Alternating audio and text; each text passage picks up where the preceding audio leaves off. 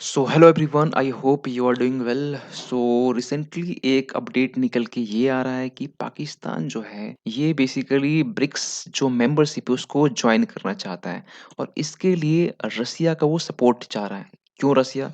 ये हम बात करेंगे आज के इस वीडियो में। देख सकते हैं कि हर एक मीडिया आउटलेट में बेसिकली ये जो न्यूज है ये पब्लिश हुआ है। Pakistan applies to join BRICS in 2024 counts on China Russia. Pakistan applies for BRICS membership, seek Russia support. एक क्वेश्चन दिमाग में उठ रहा हो कि ये रसिया का ही सपोर्ट क्यों मांग रहा है ना? ये भी हम बात करेंगे। यहाँ भी देख सकते हैं बेसिकली हुआ क्या है ना कि पाकिस्तान के जो एम्बेसडर हैं जो कि रसिया के हैं, रसिया में बेस्ड है पाकिस्तान के एम्बेसडर, उन्होंने यहाँ पर रिसेंटली भी वो चेंज हुआ है, ठीक है। और चेंज होने के जस्ट बाद में ही कुछ अपडेट निकल के ये आया है कि पाकिस्तान के जो एम्बेसडर है वो, या हम ये कहे पाकिस्तान के जो रिलेशंस है वो रसिया के साथ में इम्प्रूव होने की तरफ दिखाई दे रहे हैं। क्यों? क्योंकि रिसेंटली अभी इन्होंने रसिया और जो पाकिस्तान के बीच में ऑयल ट्रेड को लेकर एग्रीमेंट साइन हुआ था। डायरेक्ट फ्लाइट को लेकर एग्रीमेंट साइन हुआ था। ये आप दिमाग में चल रहा होगा कि रसिया जो है ना ये अभी pro USA, sorry, Pakistan pro USA होके जो पहले था, अभी प्रो रसिया क्यों दिखाई दे रहा है? ये भी हम इस वीडियो के लास्ट में बात करेंगे। लेकिन दिखाए आप देख सकते हैं कि ऑयल ट्रेड दोनों के बीच में बात हुआ है, एग्रीमेंट। डायरेक्ट फ्लाइट को लेकर जो एग्रीमेंट था वो दोनों के बीच में साइन हुआ है और ब्रिक्स मेंबरशिप को लेकर भी यहाँ पर साइन नहीं, बेसिकली रसिया का सपोर्ट मांगा है और रसिया इसमें किस तरीके से सपोर्ट दे सकता है ये हम बात करेंगे। लेकिन यहाँ पर इसमें हम बात करना चाहते हैं कि देखिए ब्रिक्स जो मेंबर हैं जिसमें आप कह सकते हैं 5 कंट्री है, जिसमें हम कह सकते हैं कि 5 पहले आपके जो फाउंडर मेंबर थे वो आपके 4 थे, ब्राज़ील, रसिया, इंडिया, चाइना। साउथ अफ्रीका बाद में आपका ऐड हुआ है और ये जो 5 कंट्री है, 5 कंट्री इसको बनाया ही इसलिए गया था क्योंकि ये G7 जो कंट्री है या वेस्टर्न जो कंट्रीज़ है, जो वेस्टर्न डोमिनेंस है, इसको काउंटर करने के लिए। लेकिन आपको बताना चाहते हैं कि पाकिस्तान के अभी रिसेंटली जॉइन करने के पीछे रीज़न ये है, एक रीज़न नहीं है, बहुत सारे रीज़न है, 4-5 रीज़न है, उसके बारे में बात करेंगे। लेकिन आपको बताना चाहते हैं कि जब इस बार 2023 में जब ये ब्रिक्स समिट हुआ था, तो उस वक़्त ही अनाउंसमेंट ये हो गया था कि कुछ कंट्री इसमें इसको जॉइन कर सकते हैं, ब्रिक्स का एक्सपेंशन होने वाला है, जो कि जिसमें कंट्री अर्जेंटीना, जो कि अर्जेंटीना में रिसेंटली जो न्यू प्रेसिडेंट इलेक्ट हुए हैं और ये कहीं न कहीं प्रो यूएसए है। इसके पहले जो था वो कहीं प्रो चाइना था, तो ये अलग से वीडियो हम किसी डील कर देंगे। Saudi Arabia, UAE, Egypt, Iran और इथियोपिया, ये सारे कंट्री अभी 2024 में जो होने वाले खासकर ब्रिक्स समिट, इसमें ये ऑफ़िशियली मेंबर बन जाएँगे। ये अनाउंसमेंट तो हो गया था ये अगस्त के टाइम में, ब्रिक्स जो 15th हुआ था उस टाइम में। लेकिन जो 16th होने वाला, जो कि इसको रसिया इसको चेयरमैनशिप करने वाला है। बेसिकली होता क्या है ना कि ब्रिक्स समिट में जो चेयरमैनशिप होता है वो रोटेशन बेसिस पर होता है और ये रोटेशन बेसिस अभी रिसेंटली जो था वो चाइना के पास में था।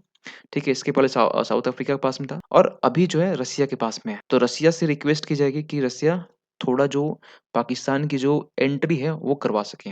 इसलिए बेसिकली ये क्लोज़नेस देखी जा रही है। तो यहाँ पे ये जो कंट्री आएँगे, तो यहाँ पे ये आप सोच सकते हैं कि अभी फ़िलहाल जो अरब वर्ल्ड में जो कॉन्फ्लिक्ट जो चल रहा है खासकर इज़राइल हमास को लेकर, हो सकता है कि यहाँ पर Saudi Arabia, UAE, Egypt, Iran और इथियोपिया, इसमें कुछ कंट्री ऐसे जो कि कहीं न कहीं जो कंट्री अब इस साल जो अनाउंसमेंट हुआ है ऑफ़िशियली जो एंट्री है या जॉइन ना कर सके, लेकिन ये भी हो सकता है कि इसमें कुछ कंट्री जॉइन करे, ठीक है? लेकिन इसमें पाकिस्तान का भी मा नाम हो सकता है। तो हम ये पहले जानना चाहेंगे कि पाकिस्तान की एंट्री में क्या-क्या पाकिस्तान चाहता है? पाकिस्तान क्यों करना चाहता है खासकर ब्रिक्स में एंट्री? तो ब्रिक्स में एंट्री करने के लिए पाकिस्तान बेसिकली आप यहाँ देख सकते हैं, कुछ तो पॉइंट यहाँ पर ये है कि why BRICS matter for Pakistan. कुछ कारण हैं। कारण क्या है? सबसे पहला जो रीज़न है ना वो है इकोनॉमिक रीज़न।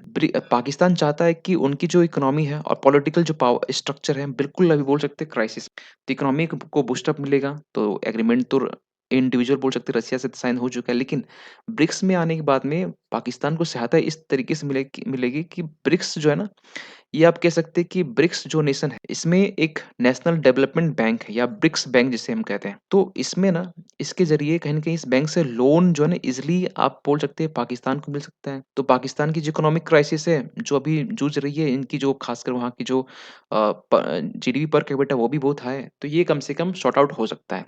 एक तो ये फ़ायदा दिख रहा है।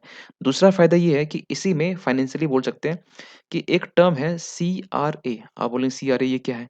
CRA basically contingent reserve arrangement होता है। इसमें से 5 जो देश हैं ब्रिक्स के, वो पाँचों देश इसमें इनिशियली जो है ना कुछ रिसोर्स यहाँ पे बिल्ड अप किए हैं और वो रिसोर्स कितने हैं? $100 बिलियन है। इसमें कंट्रीब्यूशन देख सकते हैं कि 18 ब्राज़ील का, रसिया और इंडिया तीनों के 18 है, 41 चाइना का और साउथ अफ्रीका का 5 है। और ये सबसे बड़ा कंट्रीब्यूशन किसका है? चाइना का है। ठीक है, ये हम लोग पहले से जानते हैं। लेकिन यहाँ पे देख सकते हैं कि रिसोर्स को एक्सेस करने का जो ये है, अभी तक बोल सकते हैं कि 18 में 18 ये इसका है, ठीक है? या हम ये कहें कि 100 में से 85 जो है ये एक्सेस रिसोर्स, ये 18 में से 18 इसके है। इंडिया भी 18 में 18 में है। लेकिन जो सरप्लस में जो चल रहा है वो साउथ अफ्रीका है। यहाँ ना बात करते हुए हम यहाँ बात करना चाहते हैं कि पाकिस्तान को यहाँ फ़ायदा मिलने वाला है। किस तरीके, जिस तरीके साउथ अफ्रीका को यहाँ फ़ायदा मिल रहा है, रिसोर्सेज़ यहाँ पर समथिंग 5 या 5% लेके चलते हैं और 10% ये रिसोर्स एक्सेस कर सकता है। ये बहुत बड़ी एक बड़ा फ़ायदा पाकिस्तान को मिलने वाला है। दूसरा इसमें फ़ायदा पाकिस्तान को ये मिलने वाला है कि पाकिस्तान की जो स्टेचर है, वो एलिवेट हो सकता है। कैसे? पाकिस्तान देखिए अगर ब्रिक्स ग्रुप में शामिल शामिल होता है, तो देखिए पाकिस्तान अभी ऐसे देखा जाए तो जैसे ब्रिक्स ग्रुप हो गया, जी7 हो गया, जी20 हो गया, ऐसे ग्रुप्स में पाकिस्तान शामिल है ही नहीं। इसके पीछे रीज़न आपको सभी को मालूम हो। तो पाकिस्तान की जो स्टेचर है, वो कहीं न कहीं आगे एलिवेट हो सकता है। ये एक सबसे बड़ा एक मतलब पॉज़िटिव एक सिग्नल बोल सकते हैं, फ़ायदा मिल सकता है। तीसरा ये है कि सॉफ्ट इमेज, पाकिस्तान की सॉफ्ट इमेज क्यों? क्योंकि ब्रिक्स में हमेशा इंडिया जो है लश्कर-ए-तैयबा की बात की और अदर जो टेररिस्ट जो ऑर्गनाइज़ेशन की बात करें, इंडिया हमेशा कहीं न कहीं अ, नाम उठाता है और कहीं न कहीं ब्रिक्स में टेररिज़्म का जो मुद्दा हमेशा से उठाया है। तो इसको लेकर जो पाकिस्तान है, पाकिस्तान यहाँ पर अगर इंडिया टेररिज़्म का ये की बात कर रहा है, तो पाकिस्तान यहाँ पर सॉफ्ट इमेज अपनी जो रखना है, जो भी बात है वो रखना चाहेगा। तो यहाँ पर एक प्लेटफ़ॉर्म पाकिस्तान को मिल जाएगा। 4th में ये है कि पाकिस्तान को और भी ग्रुप में उसे बोल सकते हैं कि जो एंट्री करने का एक अपॉर्च्युनिटी मिल जाएगा। जैसे पाकिस्तान आज तक नहीं देखा है कि लुक ईस्ट पॉलिसी के बारे में, इंडिया की लुक ईस्ट पॉलिसी है जो बोलते हैं ना, लुक फॉर ईस्ट पॉलिसिटी पॉलिसी जो कि इंडिया की है, तो पाकिस्तान की भी हो सकती है। तो ये पाकिस्तान को इतना कुछ फ़ायदा मेन पॉइंट में आपको बताना चाहती है, ये मिल सकता है। लेकिन आपके दिमाग में सवाल उठ रहा होगा कि क्या पाकिस्तान जो है एंट्री इतनी आसानी से हो सकती है? देखिए, चाइना सपोर्ट कर रहा है। ने भी कहीं न कहीं, रसिया को कोई आपत्ति नहीं है। दोनों के बीच में एग्रीमेंट साइन हुए हैं ऑयल को लेकर और ट्रेड को लेकर और या फिर फ्री जो ये फ्लाइट को लेकर। तो चाइना और रसिया जो है, ये दोनों अपोज़ नहीं करेंगे। इंडिया को बस एक दिक्कत हो सकता है। तो इंडिया इसके पहले भी जब 2022 की हम बात कर रहे हैं, 2022 का ये बेसिकली एक मीडिया आउटलेट का एक खबर था, द हिंदू का। उसमें बोल सकते हैं Pakistan's participation in BRICS dialogue blocked by one member. Block कर दिया गया था। बेसिकली इसमें चाइना और जो कंट्री इनवाइट किए थे, says countries foreign office, Pakistan की फॉरेन ऑफिस की तरफ से ये बात कही गई थी कि ब्रिक्स के डायलॉग में पार्टिसिपेशन में उन्हें ब्लॉक कर दिया। किसने ब्लॉक किया? एक यहाँ पर नाम नहीं बोला, लेकिन यहाँ पर डायरेक्टली मतलब इशारा था इंडिया की तरफ। इंडिया ने ब्लॉक किया। तो ये एक चैलेंज हो सकता है क्योंकि 2024 जो आगे आने वाला जो साल है, इसमें ब्रिक्स का एक्सपेंशन होगा, ये तो कन्फर्म है। लेकिन कौन से कंट्री की एंट्री होगी, कौन सी कंट्री यहाँ पे एंट्री नहीं होगी, अनाउंसमेंट होने के बाद भी, या पाकिस्तान की होगी नहीं होगी, ये तो 2024 में देखा जा सकता है। और बहुत पॉसिबिलिटी ये है कि हो सकता है आगे एंट्री, क्योंकि एक बात ये भी कहा जाता है, बहुत सारे पॉलिटिकल जो एक्सपर्ट है वो ये कहते हैं कि इंडिया की तरफ से जब 2023 का जो ब्रिक्स समिट हुआ 15th, तो उसमें साफ-साफ हमारे देश के जो प्रधानमंत्री हैं मोदी जी, उन्होंने ये भी कहा था कि ब्रिक्स का एक्सपेंशन होना चाहिए। इस बात का भी एक बोल सकते हैं कि आधार बना के यहाँ पर ये कहा जा रहा है कि यस, कि पाकिस्तान की एंट्री हो सकती है। लेकिन क्योंकि पाकिस्तान इंडिया के एक एनिमी कंट्री है, विल बोल सकते हैं एक दुश्मन देश है, तो थोड़ा-सा इसमें हो सकता है कि इश्यू आ सकता है कि पाकिस्तान की एंट्री को लेकर। तो आपका क्या कहना है कि पाकिस्तान की जो एंट्री है, वो कितना सही है, कितना गलत है? होना चाहिए या नहीं होना चाहिए? आप कमेंट कर सकते हैं और 2024 में देखते हैं इसके रिगार्डिंग क्या रिज़ल्ट निकल के आता है। मिलते हैं किसी अगले वीडियो में, तब तक के लिए थैंक यू सो मच।